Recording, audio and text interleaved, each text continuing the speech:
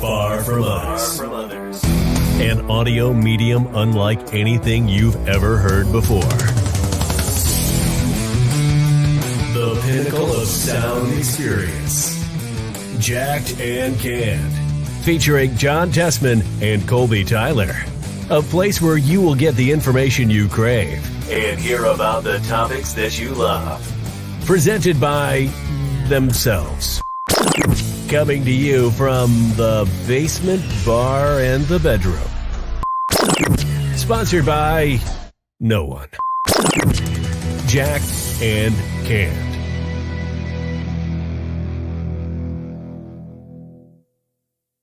Ladies and gentlemen, welcome into the Sports Roundtable with Jacked and Canned. John, how are we doing tonight? Doing good, man. Now that I finally figured out my microphone's going to sound a hell of a lot better in this podcast episode than it did the last two. But Colbs, we got that figured out, so I am doing good, man. How you doing? I'm doing pretty good, but I will give you a little bit of a tip here. I think it's going to sound better even if you don't keep going in and out of where your microphone is while you're telling everybody about how great your microphone is. Hello, here we go. Now it's clipping red. Now we know it's coming through. Here we go. Now I'm going to sit to the side. Ladies and gents, we know how these Sports Roundtable episodes always kick off. It is Colbs' favorite segment of the show. And of course, we are going to kick it off with the beloved AHL. Hey, Colbs. John, what's the segment called? Who's on top, baby? Who's on top? So we got the Atlantic Division over there in the AHL. Providence Bruins, Charlotte Checkers, Springfield Thunderbirds all clinched a spot over there. North Division, Utica Comets. Central Division, Chicago Wolves, Manitoba Moose, the Milwaukee. You struggle with Manitoba. See, you wore off on me. Look at that. Milwaukee Admirals, the Pacific Division. Oh my God, Colbs! This can't be an error. I don't know what's going on. Pacific Division. Apparently, all these teams officially clinched the playoff position. Stockton Heat, whole divisions in there. Ontario Reign, Colorado Eagles, Abbotsford Canucks, Bakersfield Condors, Henderson Silver Knights, and the San Diego Gulls. Apparently, all clinched a playoff position. According to the AHL. I mean, do they have more points than the other teams?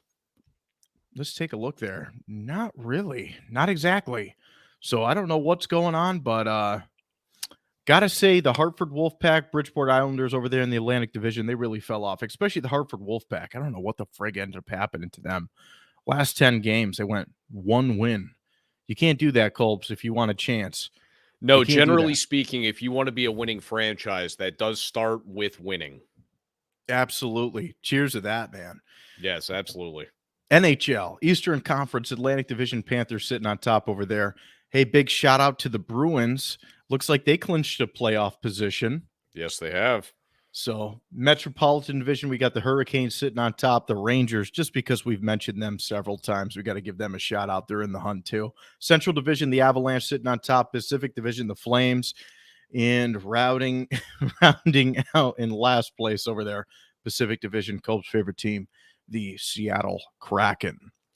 All right, Colbs, you ready to talk a little MLB?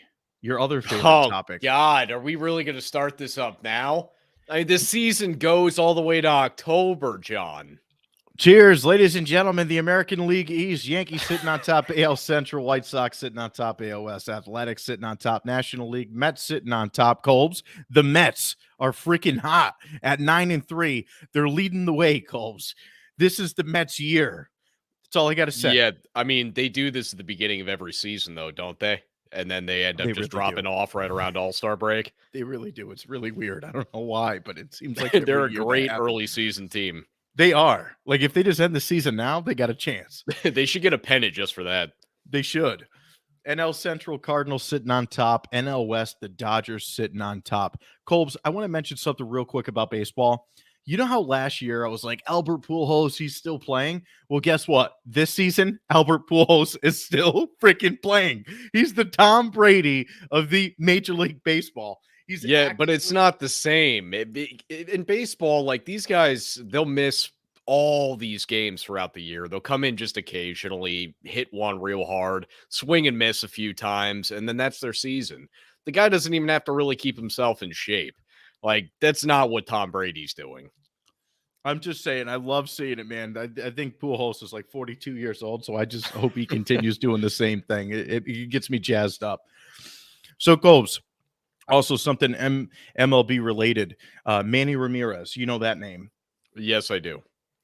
His son, Manny Ramirez no. Jr., is No. playing for the Brockton Rocks Ugh.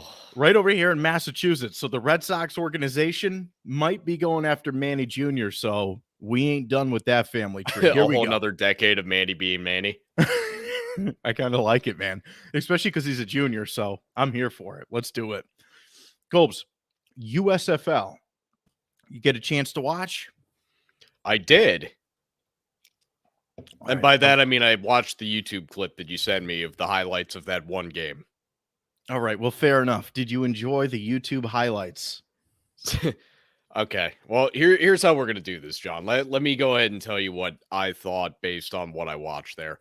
For one, wow, these quarterbacks' form is terrible. They are not in the NFL for a reason, man. Like, these guys, they wind up and throw from really strange angles, and it's not like the cool stuff that you see from Patrick Mahomes and Josh Allen and Matt Stafford. Like, we're just talking like the throwing motion just seemed like constipated, and there was one of them that's almost seemed to be throwing like over his head when he was delivering the ball, which I know sounds like kind of what you do when you throw a football, but I'm talking this guy was literally like perpendicular to the top of his head as he's releasing the ball. It just didn't look right. Also saw one of those balls that he threw in exactly that motion go straight over the middle of the field, right to his safety, missed the receiver by a mile. So I would have to say that clearly the talent level is much lesser than the NFL. However, at least the talent level is all equal across the board. So these guys do play with high energy. The defenses seem to be very energetic, very about what they were doing. The talent level is incredibly limited, but, you know, it is something that John will have fun with. And unfortunately, I told John that I would keep up with this league this season. Thank you for keeping up with it, Cole. So with that said, who's on top in the USFL right now? It's been 1 week. I know, but I gotta bring this up real quick. Here's a fun fact for you, Coles. The North Division in the USFL, every single team lost.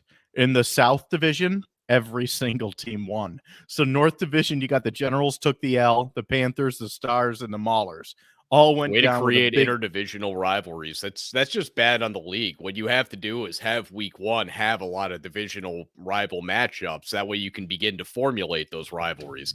If everybody's just playing a different division, then, well, what's the fun in that? And hopefully they start merging up. And there was some questions about the games and everything like that and how they were kind of those scheduled. refs too. Oh my God, they are not in the NFL for a reason too. They seem to be confused about everything that they were calling. Well, they're getting used to it, Colbs. It's only one game in. You got to give them a chance. You got to give them a dang chance here, okay?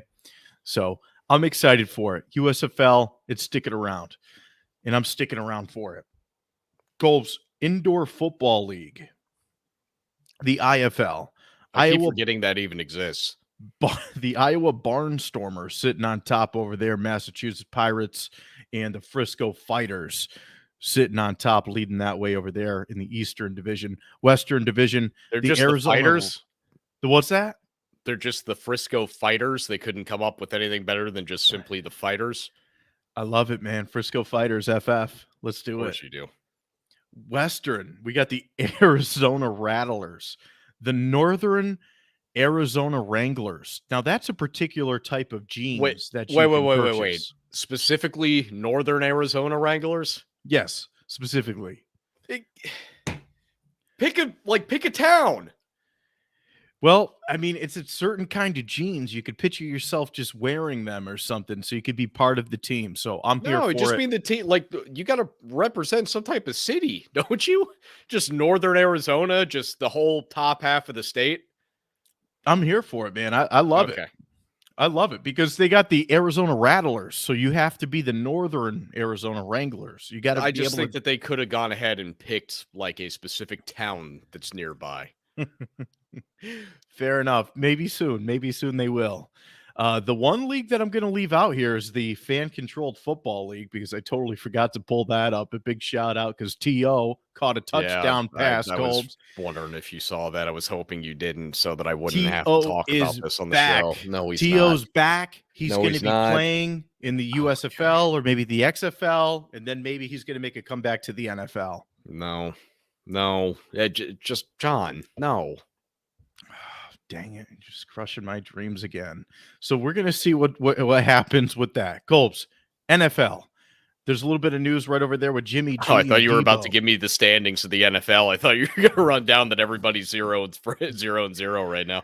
You know what? That's not a bad idea. Everybody's on top over there. Colbs, NBA playoffs. Now, we're going to talk a little bit more in detail on our Jacked and Can show episode that we're going to be releasing a little bit later on today.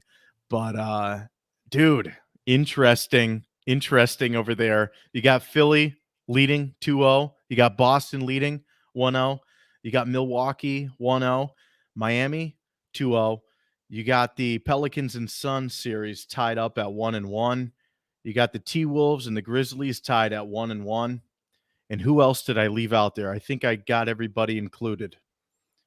I feel like you left out 2 Western Conference series. You definitely didn't mention Golden State and Denver. I did not mention Golden State and Denver. That's right. So Golden State is leading 2-0 in that one. So that should be everybody over there for the NBA playoffs. Holy freaking hell. Do you want to talk any NBA playoffs or do you want to keep that for the Jacked and Can show? No, I want to keep it for the Jacked and Can show that we're going to be doing immediately following the Sports Roundtable here, just because I think I have a little bit too much to just pack it into this because there's other stuff I want to talk about in sports as well right now.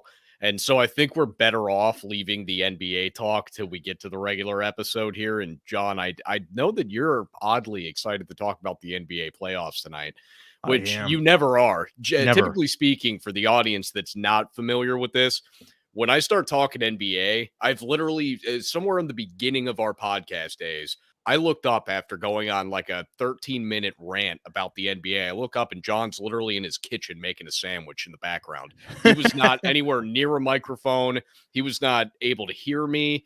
Nothing. He was just letting me go. And I look up thinking, wow, I haven't gotten any type of response out of John in a while. And it's because he's not even in the room. He was making himself a sandwich. So the fact that John actually has some interest with the NBA playoffs is already just something that's blowing my mind that I can't imagine why, although I think I might have a couple of ideas. But I am excited to talk some NBA playoffs here in the Jacked and Can show that'll be immediately following this one. But John, we have other things in sports to talk about. What's on your mind, Colbs? What's on your mind? What do we got? So first off, I wanted to bring up to you, and I know that I texted you when it happened, but for the audience that I know has been keeping tabs on this, John, Geno Smith is re-signing with the Seahawks. Now, the original deal that was put out there, the league nullified because it was in some type of illegal time frame. I don't quite understand exactly what happened, but the deal will still be going through. Now, John, here's the interesting part about this particular re-signing. They gave him $500,000 guaranteed and the potential to make up to $3.5 million on incentives. Now, what that tells me, and those incentives are probably more so laced within, starting in a game or two and mostly just being on the active roster throughout the season. But the part that I find most interesting in this is that if they end up having to cut Geno Smith, all they're losing is the $500,000 of guaranteed money. So that tells me that if Seattle, say, for example, drafts a quarterback in the first round, well, now you don't need Geno. You got your 2 quarterbacks on the roster, and you're not really costing yourself any money. This also tells me if you were looking to, say, trade for a quarterback, and then you would have 3 quarterbacks on your roster, once again, you would be able to then shed that contract with little to no consequence. So I'm a little bit baffled by this one because it makes me feel like Seattle's about to make some type of quarterback move, which I really want them to wait another year to do. So it's a little upsetting to me, personally, I was just as excited as you were that Geno was back in the lineup, just because I want this to be the Drew Lock, Geno Smith season. And even though I'll probably make fun of it all throughout the season, I kind of want to be terrible for the year so we can build a roster by using this draft and next year's draft. For a split second, I thought you were going to say, I kind of want to be able to root for both of these guys and see what the hell they can get done. I mean, it's my team, John. I'm going to root for them. I don't foresee a scenario in which we are good with the roster that we currently have and being quarterbacked by Drew Lock and or Geno Smith, because I do think that inevitably they will both see the field if they are the two quarterbacks on this roster, because one of them is either going to get knocked out from playing behind this terrible offensive line, and that you have to play against guys like Aaron Donald twice a year. And they're not the only team that has one of these guys. The whole NFC West is loaded with defensive linemen and pass rushers. So we're going to see either one of them out of a game because of it, or just because they're playing terribly, the other one will come in. So I think that we do see both quarterbacks play this year. And again, I will make fun of my team throughout the course of this season. And probably once we're eventually good again, I will laugh at this time in my life. I will laugh at this time as a fan. But sometimes you got to go through these. Not everybody can be the Patriots, who have won 7-9 season and then get to turn it back around and make the playoffs again the next year. I mean, Colbs, is there like, I don't know, just looking at Drew Lock and Geno Smith, who is your starter right now, just on paper, not factoring in if Baker goes over there, and that's a whole mess all in itself. Baker Mayfield, like, nobody knows where he's going to end up, number one. We'll talk about that in a minute. But who is Seattle's starting quarterback right now? Drew Lock. It's Drew Lock. Wow. Yeah, really? Drew Lock's the younger, more talented guy. He has a higher ceiling, and there's still some out there that think that he has untapped potential that he just didn't get the right amount of work with in Denver. Denver's roster got better within the last couple of seasons, where Drew Lock was kind of already being placed to the back burners for the guys like Teddy Bridgewater, for example. So I think that a lot of what Drew Lock's struggles were is that he was playing on a team that wasn't necessarily the kind of talent level that team currently has. However, you say that and you might, as a Seattle fan, start to get excited, but keep in mind where he's going. Seattle is also a team with a poor talent level right now.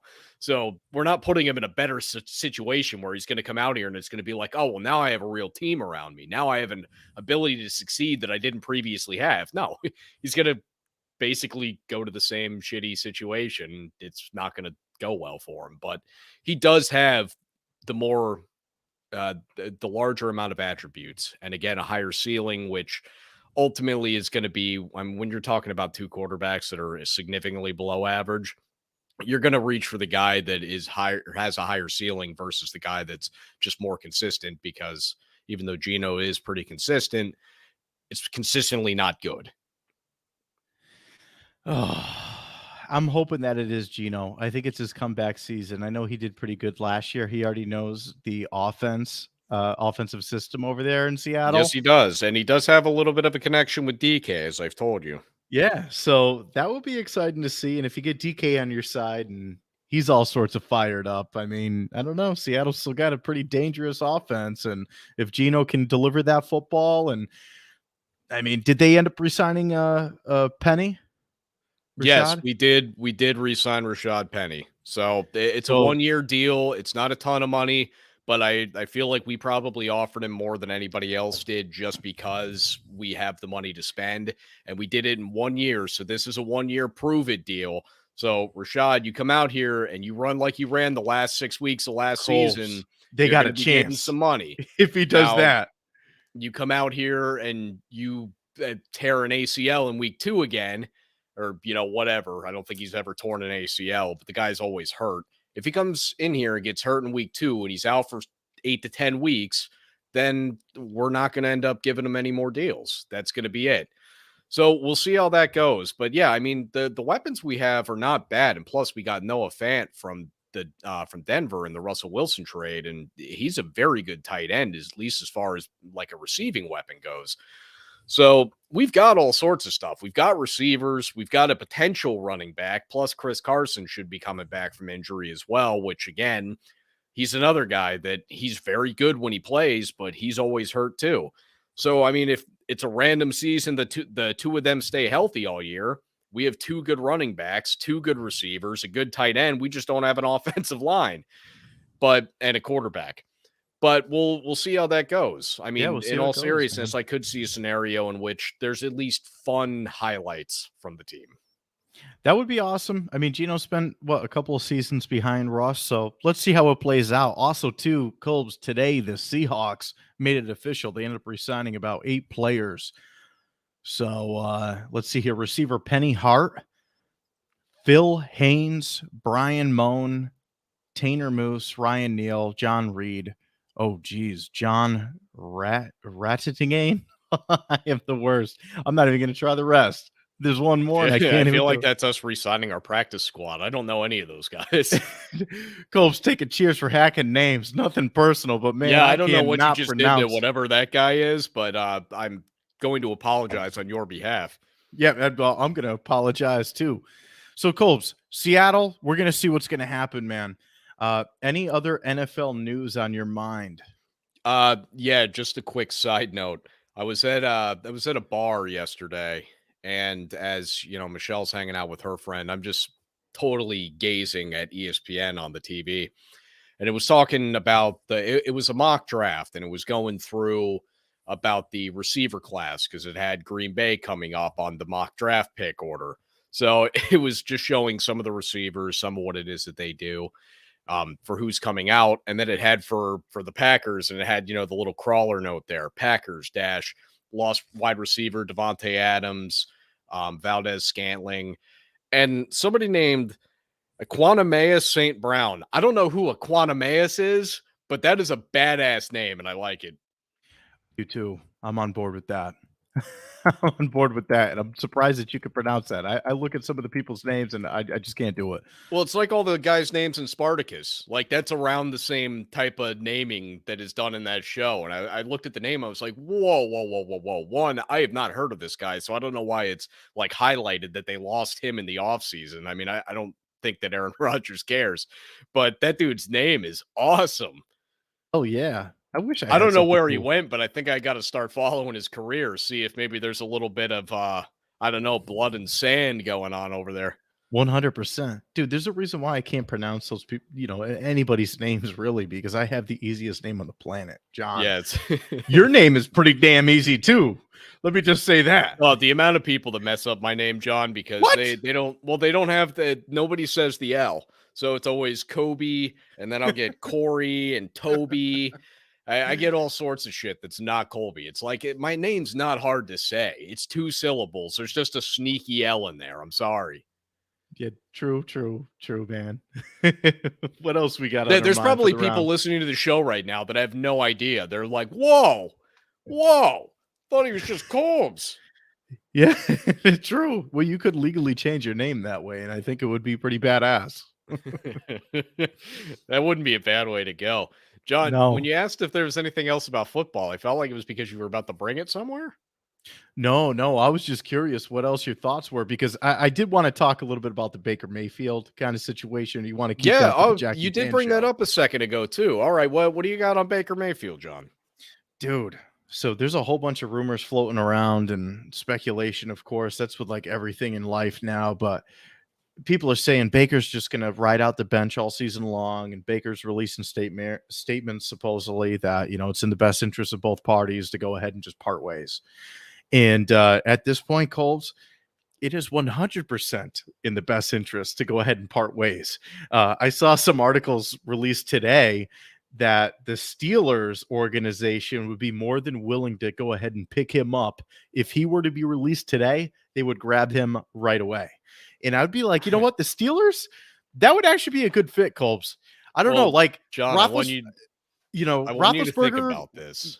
That's a team within their own division, and that's Pittsburgh's way of saying we can make him good. You guys didn't give him enough. That's just a slap. That's a backhanded slap to the face is what that is. That's somebody taking off a glove and slapping you in the face with the glove. That's the way I'm looking at it. And the thing is too, and you've been a big critic of Ben Roethlisberger, right? And Oh, I just hate him. can you please tell some of our new listeners why you hate Roethlisberger just real Super quick? Bowl 40, he did not get into the end zone on the first touchdown of that Super Bowl.